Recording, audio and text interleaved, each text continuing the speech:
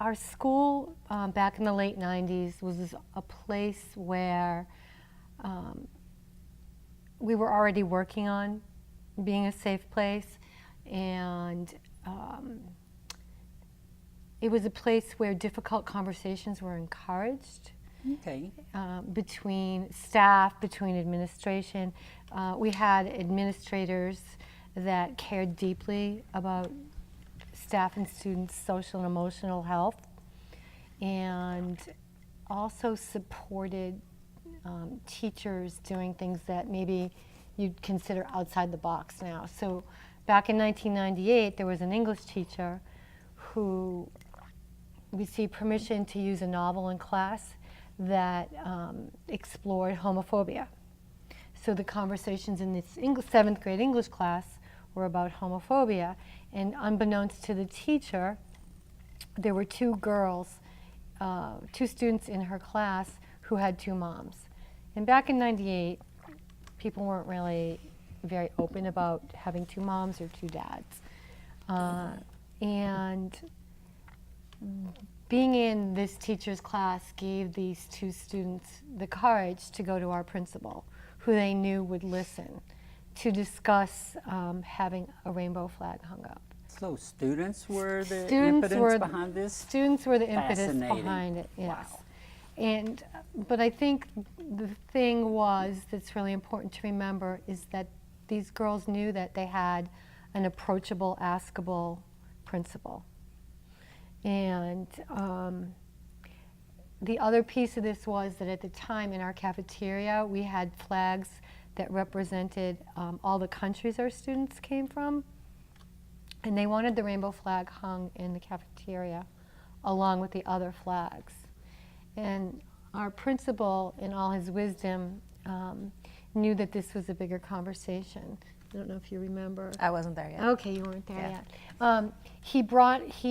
Actually, I was on the school council at the time also, which was a group of parents, teachers, and administrators. And he asked the girls to come make a presentation to school council. And I just... Wow, brave kids. Oh Yeah. my goodness, Yes. 7th graders. Impressive. I just Wow, remember so being impressive. unbelievably blown away, that these 2 13-year-old girls came and made their case. And so school council made a recommendation that you bring it to the whole faculty.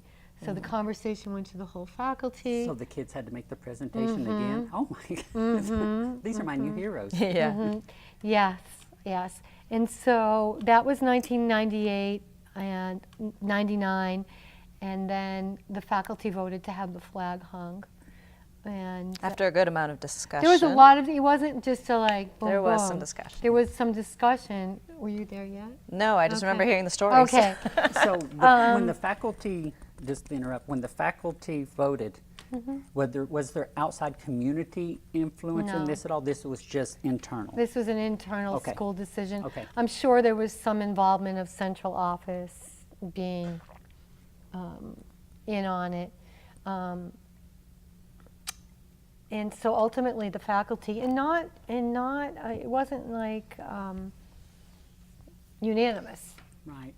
And so there was always that room for, it's okay not to like it, it's okay not to want it, but we're doing it. And so in the spring of 1999, the flag was hung. It's been there for over Almost 20 years. Almost. Goodness gracious, that's that pretty is impressive. So far 17, more 18 years. progressive. Yeah. Wow. Yes. So I think then what the flag did was, then in the fall of 2000, there was a group of students who again went to our principal and were really concerned about homophobic language they were hearing in the hallways, in the caf, and And when I think back as a teacher, I remember hearing it a lot more. Even, we would have a conversation with kids about it, but it was much more prevalent. And so they started a group called SAIL, Students Against Insensitive Language. Wow. And I just remember sitting in another faculty meeting and going to our principal afterwards and saying, these kids are so light years ahead of us. And he, again, saying to me, well, then do something, start your own group. Because what we didn't want to do as teachers was take over the student group. We Right. wanted them to be empowered and to do the work that they wanted to do. So in the fall of 2000,